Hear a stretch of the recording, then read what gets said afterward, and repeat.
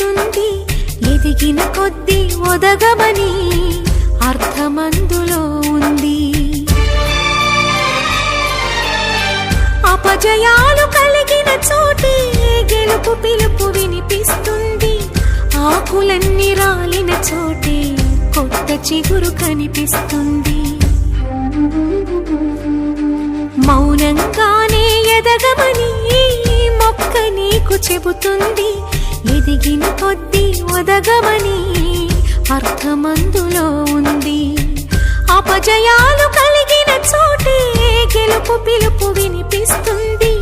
ఆకులన్నీ రాలిన చోటే కొత్త చిగురు కనిపిస్తుంది.